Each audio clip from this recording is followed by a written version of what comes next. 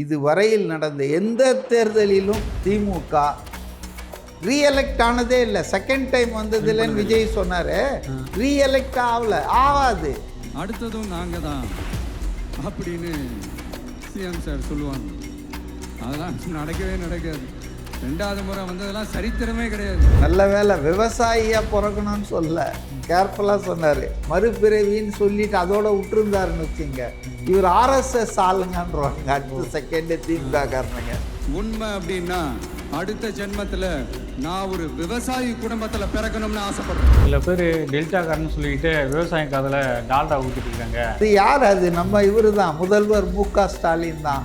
அவர் ஒரு வாட்டி விவசாய இதை பார்க்குறாருன்ட்டு நல்ல பூட்ஸ் காலோட அவர் பயணம் பண்ணுறதுக்காக ஒரு சிமெண்ட்டே போட்டாங்க. இப்போ தான் அவர் நான் டெல்டாக்காரன்னு சொன்னார். அதனால் மற்றவங்க மாதிரி நானும் டெல்டாக்காரன் தான் அப்படின்னு உங்கள் காதில் டால்டா ஊற்றலாம் நான் வரல. திமுக ஆட்சியில் பயமே இல்லாமல் பண்ணுறாங்க. கனிம வள கொள்ளை எதிர்த்து எவனாவது போராடினான்னா அவனை கொலை பண்ணுறாங்க. நிலத்தடி தண்ணி கீழே போயிட்டே இருக்குது. தண்ணி இல்லைன்னா என்ன செய்வீங்க? தண்ணி திவாலாக போகுது, மணல் திவாலாக போகுது, கனிம வளம் திவாலாக போகுது. மொத்தத்தில் உங்கள் ஆட்சியில் தமிழ்நாடு திவாலாக போகுது. விஜயை அண்டர் எஸ்டிமேட் பண்ணுறாங்க.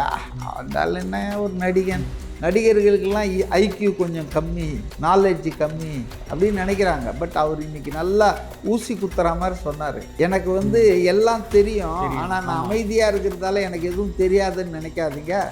ஒருத்தன் சைலண்டாக இருக்கான், அமைதியாக இருக்கான்னா உடனே அவனுக்கு எதுவுமே தெரியாதுன்னு நினச்சிடாதீங்க. சும்மா கருத்து சொல்லிக்கிட்டு கம்பு சுற்றிக்கிட்டு இருந்தால் எல்லாமே நடந்துருமா?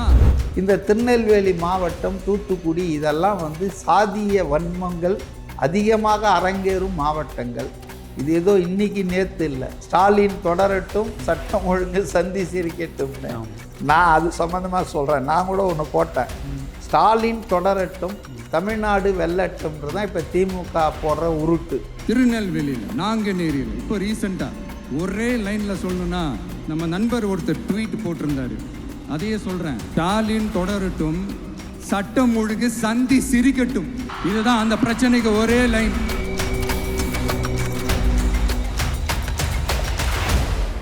தி எக்ஸ்போஸ் நேயர்களுக்கு வணக்கம். இன்று நம்மோடு சிறப்பு நேர்காணலில் இணைந்திருப்பவர் அரசியல் விமர்சகர் திரு CK மதிவாணன் சார் அவர்கள். சார் வணக்கம். வணக்கம். தாவேக தலைவர் விஜய் தலைமையில் தஞ்சையில் நிர்வாகி சந்திப்பு குழு கூட்டம் நடைபெற்றது. என்னன்னா அடுத்த ஜென்மம் ஒன்று இருக்கானு தெரியல. சப்போஸ் அடுத்த ஜென்மம்னு ஒன்று இருந்தால் அதை நான் விவசாய குடும்பத்தில் பிறக்கணும்னு சொல்லியிருக்காரு. இது போல் எத்தனை தலைவர்கள் இப்போ சொல்லியிருப்பாங்க. நல்ல வேலை விவசாயியாக பிறக்கணும்னு சொல்ல அவர் ரொம்ப கேர்ஃபுல்லாக சொன்னார். எவ்வளோ நுணுக்கமான விஷயங்களை கவனிக்கிறார் அப்படின்றதுக்கு இது ஒரு உதாரணம். இப்போ எடப்பாடியாக இருந்தால் நான் விவசாயின்னுவார், நான் விவசாயியாகத்தான் அடுத்தது பிறப்பேன்லாம் சொல்லிகிட்டு இருப்பார். ஆனால் இவர் எவ்வளோ நுணுக்கமாக விஷயங்களை பார்க்குறாருன்னா, விவசாயி தான் நமக்கு சாப்பாடு போடுறோம், கடவுளுக்கே படையல் போடுறோம், கடவுள் தான் படைப்பாளி, நம்ம எல்லாரையுமே படைத்தவர். ஆனால் அந்த கடவுளுக்கே படையல் போடுற ஆள் விவசாயின்ற மாதிரி பேசி விவசாயியுடைய அந்த அவங்களுடைய முக்கியத்துவத்தை ரொம்ப ஜாஸ்தி பேசினார். அப்போ தான் அவர் சொன்னார், நம்ம ஒரு ஆளை நினைக்கணும். எப்போவுமே ஒரு சில பேரை நம்ம நினைப்போம். நம்ம விவசாயி நம்ம நினைச்ச வேண்டிய விஷயம், அவங்கள எப்போவுமே நினைக்கணும் அப்படின்ட்டு தான் அப்போ தான் சொன்னார். நான் இந்த ஜென்மம்லாம் இருக்குதா, மறு ஜென்மம், பூர்வ ஜென்மம், இதெல்லாம் மறுபிறவி இருக்கான்னு தெரியாது. ஆனால் அப்படி ஒரு பிறவி இருந்தால், ஏன்னா இவரை மறுபிறவின்னு சொல்லிட்டு அதோட விட்டுருந்தாருன்னு வச்சுங்க. இவர் RSS ஆளுங்கன்றவாங்க. அடுத்த செகண்ட் திமுக காரணங்க. பாருங்கள், இவர் திராவிட கொள்கைகளுக்கு எதிரான ஆளுங்க. இவர் பெரியாரை வச்சிட்டு இருக்காரு. இவர் கொள்கை தலைவராக இவர் மறுபிறவி, இப்பிறவி, முப்பிறவிலாம் பேசுகிறாருங்கன்னு கதை கட்டுறதுக்கு. அதாவது ஒரு பழமொழி உண்டு, கதை கட்ட சிலர் பிறந்து விட்டால் கண்ணகி வாழ்விலும் களங்கம் உண்டுன்னு ஒரு கவிஞர் சொல்லியிருப்பார். அது மாதிரி திமுக ஆட்கள் அல்லது விஜயின் எதிராளிகள் கதை கட்டுறதுக்குன்னு தயாராக இருப்பாங்க. ஏதாவது ஒரு வார்த்தை ஸ்லிப் ஆச்சுன்னா அதை வச்சு பேனாக்கி பெருமாளாக்கி பிரம்மோத்சவமே பண்ணி முடிச்சிருவாங்க. அப்போ அதனால தான் அவர் ரொம்ப கேர்ஃபுல்லாக, அப்படி அதெல்லாம் எனக்கு தெரியல இருக்குமா இல்லையான்னு, அப்படி இருந்தால், அப்படி ஒரு வாய்ப்பு கிடைத்தால் நான் விவசாய குடும்பத்தில் பிறக்கணும்னு விரும்புகிறேன்னு சொன்னார். ரொம்ப கேர்ஃபுல்லி வேர்டட் ஸ்டேட்மெண்ட்டு தான் அது. பல நாள் விமர்சனங்களுக்கு இன்றைக்கி ஒரு பதிலடி கொடுத்துருக்காரு. அந்த காவிரியை பற்றி பேச மாட்டாரு, முல்லை பெரியார் அணையை பற்றி பேச மாட்டாரு அப்படின்னு சொல்லிட்டு.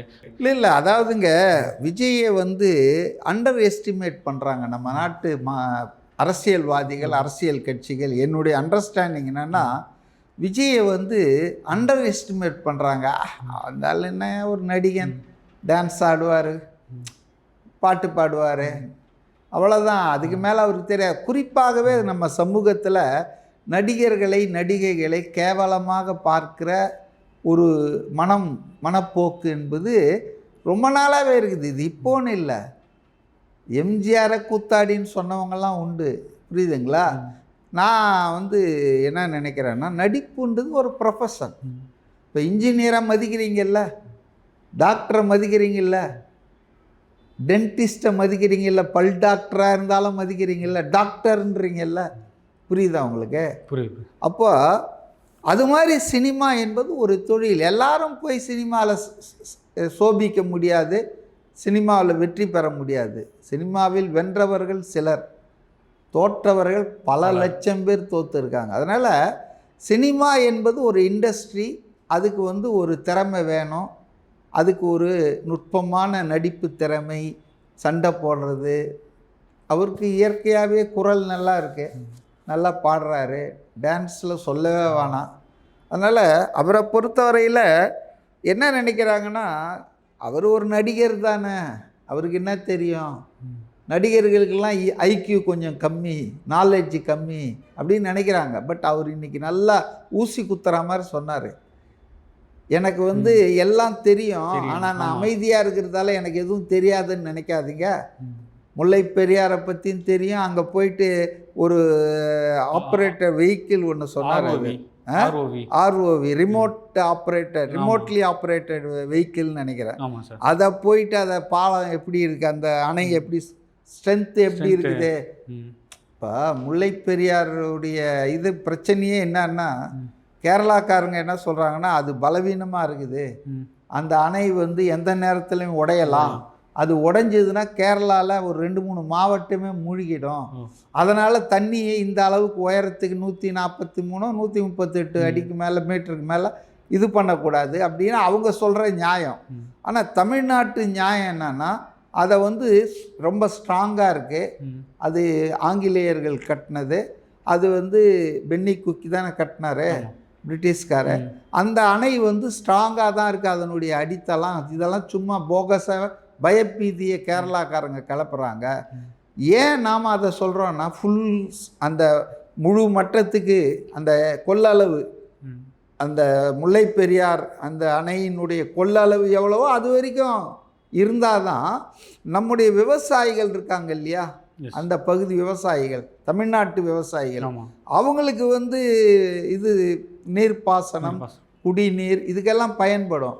ஆனால் என்ன காரணத்தினால நானும் பார்த்துட்ருக்கேன், பல வருஷமாக எல்லா சர்க்காரும், அது காங்கிரஸ் ஆட்சியாக இருந்தாலும் சரி, இடதுசாரி ஆட்சியாக இருந்தாலும், முல்லை பெரியாரை பற்றி ஒரு பயபீதியை கேரள மக்கள் மத்தியில், மலையாளிகள் மத்தியில் கிளப்பி விட்டுட்டு, அதனுடைய அந்த கொள்ள அளவுக்கு கீழே தான் தண்ணியை வந்து கொண்டு வரணும்னு சொல்லுவாங்க.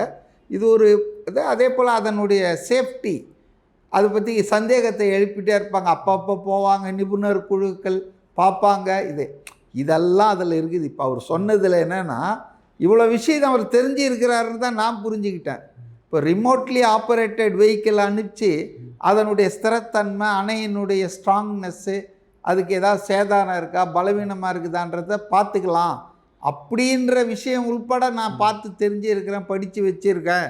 நான் அமைதியாக இருக்கிறதால எனக்கு எதுவும் தெரியாதுன்னு நினைக்காதீங்கன்னு சொல்கிறாரும்போது, அது வந்து அவர் வந்து நிறைய விஷயங்களை படிச்சிட்ருக்காரு, நிறைய விஷயங்கள் அப்பார்ட் ஃப்ரம் பாலிட்டிக்ஸு, அரசியலை தவிர்த்து, சினிமா துறையை தவிர்த்து பொதுவான பல விஷயங்களை அவர் படிச்சிட்டு இருக்காரு, தெரிஞ்சிக்கிட்டு இருக்கிறாருன்றது தான் நான் புரிஞ்சுக்கிட்டேன் அவர் பேச்சிலேருந்து. சில பேர் டெல்டாக்காரன்னு சொல்லிக்கிட்டு விவசாய காதில் டால்டா ஊற்றிட்டு இருக்காங்க, அதெல்லாம் வந்தால் நாங்கள் அதுக்கு ஒரு முடிவு கட்டுவோம் அப்படின்றாரு. அது யார்? அது நம்ம இவர் தான், முதல்வர் மு.க. ஸ்டாலின் தான். அவர் ஒரு வாட்டி விவசாய இதை பார்க்குறாருன்ட்டு கரும்பு தோட்டத்தில் நல்ல பூட்ஸ் காலோட அவர் பயணம் பண்ணுறதுக்காக ஒரு சிமெண்ட்டே போட்டாங்க. அந்த கழனி நடுவில் அவர் நடந்து போகிறதுக்கு ஃபோட்டோ ஷூட்டு தான். நம்ம முதல்வரே எல்லாமே ஃபோட்டோ ஷூட்டு தானே. ஆனால் அப்போ தான் அவர் நான் டெல்டாக்காரன்னு சொன்னார். அது காரணம் என்னென்னா, அவர் இங்கே பிறந்தாரான்னு தெரியாது. அவங்க அப்பா திருவாரூர்கார் தானே, திருக்குவளை தானே, கருணாநிதி ஊர். அதனால் நான் டெல்டாக்காரன்றாரு. சரி சொல்லிக்கிட்டோம். ஆனால் அவர் டெல்டாக்கு என்ன செஞ்சார்? அந்தந்த ஏரியாவில் போயிட்டு மோடி இப்போ ஒவ்வொரு மாநிலத்தில் போனால் அங்கே போய் ஒரு குல்லா போடுவார். மணிப்பூர்னா அதுக்கு ஒரு குல்லா போட்டுக்குவார். நாகாலாண்டில் போனால் அதுக்கு ஒரு ட்ரெஸ்ஸை போட்டுக்குவார். அது இதை என்னென்னா, இது வேஷம் தான். அது உண்மையில் அவங்க கலாச்சாரம், அவங்களுடைய நன்மை, அதை பற்றி அக்கறை இல்லாமல் மேம்போக்காக இங்கே வந்தால் தமிழ்நாட்டில் அங்கவஸ்திரம் கட்டிக்குவார், வணக்கம்னுவார், திருக்குறள் 2 தப்புந்தவருமா பேசுவார். இது வேஷம் தாங்க, அரசியல்வாதிகள் போடுற வேஷம். அது மாதிரி தான் ஸ்டாலின் அவர்களும் டெல்டாக்காரன் சொல்கிறது இங்கேருந்து வரல, இங்கேருந்து வருதுன்றாரு.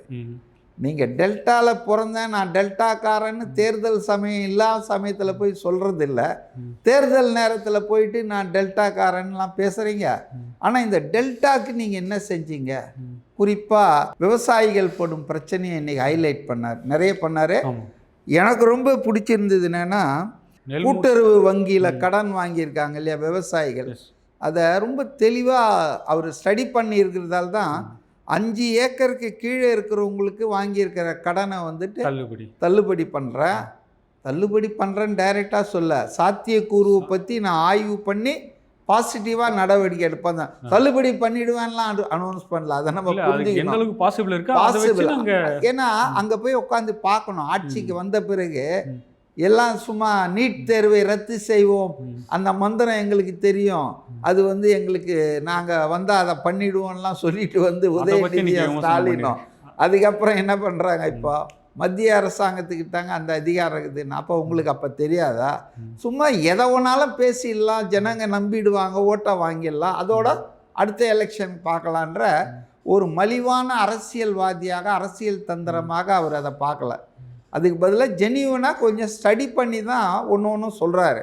உதாரணத்துக்கு இந்த 5 ஏக்கர் நிலம் வச்சுருக்கிறவங்க சொந்தமாக அவங்களுடைய கடன் விவசாயிகளுக்கு தள்ளுபடி பண்ணுற அந்த கூட்டுறவு வங்கியில் 5 ஏக்கருக்கு மேலே இருக்கிறவங்களுக்கு அவங்க வாங்கின கடனில் 50% தள்ளுபடி. ரொம்ப கரெக்டாக அவர் பண்ணுறாரு. 50% தள்ளுபடி பண்ணுறேன் அப்படின்ட்டு. மூணாவதாக ஒன்று சொன்னார்ப்பா, அதுதான் எனக்கு ரொம்ப பிடிச்சிருந்தது. 2 ஏக்கருக்கு கம்மியாக இருக்க விவசாயிகளுடைய தொழிற்கல்வி, டாக்டருக்கு படிக்கிறது, அப்புறம் இன்ஜினியரிங் படிக்கிறது, அந்த மொத்த செலவையும் கல்வி செலவையும் அரசாங்கம் ஏற்றுக்கோனார் பாருங்க. அங்கே தான் நிற்கிறார் விஜய். அது ரொம்ப சிறப்பான விஷயம் தானே. ஆமாம் சார், அதுவும் நான் கேட்கலான்னு இருந்தேன். தள்ளுபடின்னு சொல்லாமல் என்ன சொல்லுது, நானே அரசை ஏற்குன்னு சொல்லியிருக்காரு பாருங்க. அது ஒரு நோட்டீஸ் பண்ண வேண்டிய பாயிண்ட் தான் சார் அது. அதே போல் அங்கே அந்த டெல்டா மாவட்டத்தில் இந்த மணல் கொள்ளை, இந்த மண் கொள்ளை, அப்புறம் இந்த மலை, இது எல்லாமே மாஃபியாவுக்கு துணை போகுது திமுக அப்படின்னு ஓப்பனாகவே பேசியிருக்காரு. ஏங்க இப்போ கரூரில் ஒரு எம்எல்ஏ, திமுக எம்எல்ஏவுடைய அந்த சுரங்கத்தை இன்ஸ்பெக்ட் பண்ண போன ஒரு மீடியாக்காரங்களை அந்த எம்எல்ஏவை அடித்தாரா? ஆமாம், கரெக்டு. கரூர் பக்கத்தில். ஆமாம் ஆமாம், கல்குவாரி. கல்குவாரி. ஆமாம் சார். ஆமாம், மைன் தானே, அதுவும் சுரங்கம் தானே. அப்போ அதை மேலே என்ன நடவடிக்கை எடுத்தாங்க? அவர் திமுக எம்எல்ஏன்றதால நடவடிக்கை எடுக்கல. இப்போ நீங்கள் பார்த்தீங்கன்னு சொன்னால் திவாலாக போகுதுன்னு ஒரு வார்த்தை சொன்னார் தெரியுங்களா? எஸ். எப்படி நிதியில் நிதி இல்லைன்னா ஒரு கம்பெனி திவால் ஆகிடுமோ, முதல் லாபம்லாம் வராமல் ரொம்ப நாள் நஷ்டத்தை, அதுபோல் நிலத்தடி தண்ணி கீழே போயிட்டே இருக்குது, water table going down steadily. அப்போ இந்த தண்ணி இல்லைன்னா திவால் மாதிரி தானே. நீங்கள் மஞ்சள் நோட்டீஸ் கொடுத்துட்டு போயிடலாம். நீங்கள் தண்ணி இல்லைன்னா என்ன செய்வீங்க? உயிர் வாழவே முடியாத. தண்ணி ரொம்ப அத்தியாவசியம். இது எதனால் வருதுன்னா மணல் கொள்ளை, கனிம வள கொள்ளை. இப்போ கூட பாருங்கள், அமைச்சர் பொன்முடி, முன்னாள் அமைச்சர் கேஸ் நாளைக்கும் இன்றைக்கோ தெரியல, ஜட்ஜ்மெண்ட் வரப்போகுது. நாங்கள் அவர் கனிம வளத்துறையை கையில் வச்சிட்டு இருக்கும்போது அவர் பையனுக்கே டெண்டர் கொடுத்து ஒரு மைன்ஸ் மாதிரி, அதுவே தப்பு. அதாவது ஒரு மந்திரியாக இருக்கிறவர் தன்னுடைய குடும்பத்தாருக்கு டெண்டரே கொடுக்கக்கூடாது, இதுவே தப்பு. அதை கொடுத்தது மட்டும் இல்லாமல் அளவுக்கு மீறி என்ன பர்மிட் பண்ணியிருக்காங்களோ, என்ன அனுமதி கொடுத்துருக்காங்களோ அதை விட பல மடங்கு பல லட்சம் டன்னுக்கு வந்து அந்த செம்மண்ணை எடுத்திருக்காங்க. இப்போ அது வழக்கெல்லாம் விசாரணைக்கு வந்து தீர்ப்பு வரப்போகுது. தீர்ப்பு நியாயமாக வந்ததுன்னா இவங்கெல்லாம் ஜெயிலுக்கு போக வேண்டியிருக்கும். அப்போது திமுக ஆட்சியில் வந்துங்க, அதுக்காக அதிமுக ஆட்சியில் இதுவும் நடக்கலைன்னு நான் சொல்ல மாட்டேன். திமுக ஆட்சியில் பயமே இல்லாமல் பண்ணுறாங்க. கனிம வள கொள்ளை எதிர்த்து எவனாவது போராடினான்னா அவனை கொலை பண்ணுறாங்க. பட்ட பகலில் குத்தி கொள்கிறாங்க. புதுக்கோட்டை பக்கத்தில் அந்த மாவட்டத்தில் ஒருத்தரை கொண்டாங்க, ஒரு முஸ்லீம், இந்த கனிம வளை இந்த கொள்ளையை எதிர்த்து பண்ணுறாருன்னு. அது மாதிரி நிறைய பேர் கனிம வள கொள்ளை. இப்போ அந்த இவர் மதுரையில் சகாயம் கலெக்டராக இருந்தப்போ கிரானைட் கொள்ளை மிகப்பெரிய அளவில் நடக்குதுன்னு அன்றைக்கி இருந்த ஆட்சி அதை நிறுத்து போக வச்சுது. பட் ஆனால் அவர் வந்து பர்சனல் இன்டெகிரிட்டி உள்ள ஒரு ஐஏஎஸ் ஆஃபீஸர்ன்றதால அதில் ரொம்ப கடைசி வரைக்கும் போய் லாஜிக்கல் எண்டுக்கு அறிக்கையெல்லாம் கொடுத்தாரு, அரெஸ்ட்லாம் பண்ணாங்க. ஆனால் அப்புறம் என்னாச்சு, அவ்வளோ கொள்ளை அடித்தவங்க வெளியே வந்துட்டாங்க பெயிலில். இப்போ விசாரணை நடந்துகிட்ருக்குது. அந்த கேஸை நீர்த்து போக செய்ய எல்லா வேலையும் அரசாங்கமே பண்ணிகிட்ருக்குதுன்னு வச்சுங்களேன். அந்த நபர் மதுரையில் ஒரு பொதுக்குழு திமுக நடத்துச்சு இல்லை, போன வருஷமாக நடத்துனாங்க. மொத்த செலவும் அவர் பார்த்துக்கிட்டாராம். ஏங்க, கனிம வள கொள்ளையில் ஜெயிலுக்கு போயிட்டு வந்தவன் முந்தைய ஆட்சியில் ஒரு சமூக விரோதியாக தான் நான் பார்க்குறேன். அவன் வந்து ஒரு சமூகத்துக்கு விரோதம் பண்ணவன், துரோகம் பண்ணவன். அந்த நபர் வந்து உங்கள் திமுக பொதுக்குழுக்கு வந்து மொத்த செலவும் ஏற்றுக்கினாருன்னு எவனோ வந்து பேப்பரில் பிளாக் அண்ட் ஒயிட்டில் இல்லை, பத்திரிகையில் அன்றைக்கே எழுதுனாங்க. இவர் தான் ஃபுல் ஸ்பான்சர்ஷிப், மான் கறி, மீன் கறி, விரால், பரப்பனை, ஊர்வனை எல்லாம் விருந்து போடுறாங்களே. இந்த செலவு மண்டபம் எல்லாம் அந்த பந்தல் போட்டு எல்லாமே அந்த ஒரு ஆள் எடுத்துக்கிட்டானா? ஏன் எடுத்துக்க மாட்டான்? அவ்வளோ கிரானைட்டு, மணல், அப்புறம் வந்து கல்குவாரி, செம்மண், அதையெல்லாம் மலையே வந்து இல்லாத ஆக்குறாங்களே. பேசினார விஜய், நம்ம கண் முன்னால் பார்க்குறோம். அவர் பேசுறது எதுவுமே புதுசு இல்லையா, எதுவுமே கற்பனை கிடையாது, நம்ம சந்தித்து கொண்டு இருக்கிறது தான். அப்போ இந்த கனிம வள கொள்ளை, மணல் கொள்ளை, இதனால் நம்ம தமிழ்நாட்டின் வளம் போகிறது மட்டும் இல்லை, நீர் வளம் வந்து ரொம்ப கம்மியாயிட்டிருக்கு. தண்ணீர் திவால் ஆகிடும் அப்படின்னு சொன்னார். இப்போ இதெல்லாம் தடுக்கணும் இல்லை ஆட்சியாளர்கள். அவங்களுக்கு எங்கே, அவங்களுக்கு வந்து ஆரியன் திராவிடன் யுத்தத்தை பற்றி பேசுகிறதுக்கும் தமிழர்கள் பெருமையை பேசிகிட்டு இருக்கிறதும். தமிழர்கள் இங்கே செத்துக்கிட்டு இருக்கிறான். நாங்குநேரியில் 9 பேர் போய் அடித்து கொண்டுட்டு வந்துட்டு இருக்கானுங்க. இப்போ தனிப்படை அமைச்சாங்க. என்னுடைய ஒரே கேள்வி என்னென்னா, காவல்துறையே முதல்வர் தான் கையில் வச்சிட்ருக்காரு. இந்த திருநெல்வேலி மாவட்டம், தூத்துக்குடி, இதெல்லாம் வந்து சாதிய வன்மங்கள் அதிகமாக அரங்கேறும் மாவட்டங்கள். இது ஏதோ இன்றைக்கி நேற்று இல்லை. நான் ஒரு நேர்காணலில் கூட சொன்னேன். பரியேறும் பெருமாள்னு மாரி செல்வராஜ் ஒரு படம் எடுத்தார். அதில் ரொம்ப சிறப்பாக விளக்கியிருப்பார் சாதிய பாரபட்சங்கள், கொடுமைகள் எந்த அளவுக்கு அங்கே அந்த வட்டாரத்தில் இருக்குதுன்னு. அப்போ அங்கே இருக்கக்கூடிய போலீஸ் அதிகாரிகள் ஆக்டிவாக, ப்ரோஆக்டிவாக இருக்கணுமா வேணாமா? இதெல்லாம் வருமுன் காக்கணும் இல்லை. ஒவ்வொரு முறையும் ஆறுமுக அந்த நாங்குநேரியில் முன்னால் ஒரு மாணவன் கையை வெட்டிட்டாங்க. பைக்கை ஓட்டிகிட்டு போனால் அவனை காலை வெட்டுறாங்க. அவன் வந்து நல்லா படித்து மார்க் எடுத்தான்னா அவனை ஊடு பூந்து அடிக்கிறாங்க. இப்போ இதெல்லாம் தொடர்ந்து அந்த பகுதியில் நாங்குநேரி, திருநெல்வேலி இப்படியெல்லாம் நடந்துகிட்ருக்குது. அங்கே இருக்கிற காவல்துறை என்ன பண்ணுது, அங்கே இருக்கிற கலெக்டர் என்ன பண்ணுறாரு? இப்போ ஒரு மாவட்டத்தில் கள்ளச்சாராயம் வந்து மரணங்கள் வருதுன்னா அந்த மாவட்டத்தில் டோட்டலாக எல்லாரையுமே ட்ரான்ஸ்ஃபர் பண்ணிவிடுவாங்க. என்மாசா, எஸ்பி, டிஎஸ்பி, இன்ஸ்பெக்டர் எல்லாம். ஏன்னா வேறு ஒரு டீமை போட்டு கொஞ்சம் அலர்ட்டாக இருங்கப்பா, இந்த கள்ளச்சாராயம்லாம் வர. ஆனால் ஏன் இந்த சாதிய கொடுமைகள் இன்றைக்கி தமிழ்நாட்டுக்கு அவமானம்? சமூக நீதி பேசுகிற திமுக, அதிமுக, பெரியாரை வந்து தலைவர்னு கொண்டாடுறவங்க ஆட்சி 60 வருஷமாக நடந்த பிறகும் இன்றைக்கும் நாங்குநேரியில் 2 பேரை வெட்டுறான், மதுரையில் 4 பேரை கொள்றான். நாங்குநேரி விஷயத்தையும் விஜய் அவர்கள் சுட்டி காட்டி பேசியிருக்காரு. ஸ்டாலின் தொடரட்டும், சட்ட ஒழுங்கு சந்தி சிரிக்கிட்டுன்னு பேசியிருக்காரு. இல்லை அவர் சொல்லலை. அவர் என்ன சொன்னார், ஒரு நண்பர் ஒருத்தர் ட்விட்டரில் போட்டிருக்காரு, ஸ்டாலின் தொடரட்டும், சட்டம் ஒழுங்கு சந்தி சிரிக்கட்டும்னு. நான் அது சம்மந்தமாக சொல்கிறேன். நான் கூட ஒன்று போட்டேன், ஸ்டாலின் தொடரட்டும், தமிழ்நாடு வெல்லட்டும்ன்றது தான் இப்போ திமுக போடுற உருட்டு. திமுக இப்போ முன்னால் விடியல் வராரு தராருன்னாங்க, இப்போ ரொம்ப படையல் போட்டார். 5 வருஷம் ஆகிப்போச்சு இல்லையா? சொன்னதெல்லாம் செய்யவும் இல்லை. அது அவ்வளோதான், அடுத்த எலெக்ஷனுக்கு இதே தான் சொல்லுவாங்க. ஆனால் அந்த கோஷத்தில் எவ்வளோ கேர்ஃபுல்லாக பாருங்கள். ஸ்டாலின் தொடரட்டும், தமிழ்நாடு வெல்லட்டும். நீங்கள் என்ன செய்யணும்? ஸ்டாலின் தொடரட்டும், திமுக வெல்லட்டும்னா ஃபேர். அது உங்கள் கட்சி வெல்லட்டும்னு நீங்கள் சொல்லிங்க, உங்கள் சொந்த காசில் சொல்லிங்க. ஆனால் தமிழ்நாடுன்னு போட்டால் அரசாங்க செலவில் விளம்பரம் பண்ணலாம்.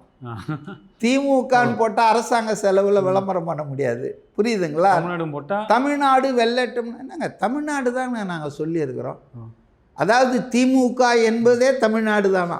தமிழ்நாடை அப்படியே திமுக தான் அப்படியே தாங்கி நிற்கிதான். தமிழ்நாட்டில் 16 தேர்தல் நடந்திருக்குது கடந்த தேர்தலோட. அதில் வெறும் 5 தேர்தலில் தாங்க திமுக ஜெயிச்சிருக்கு.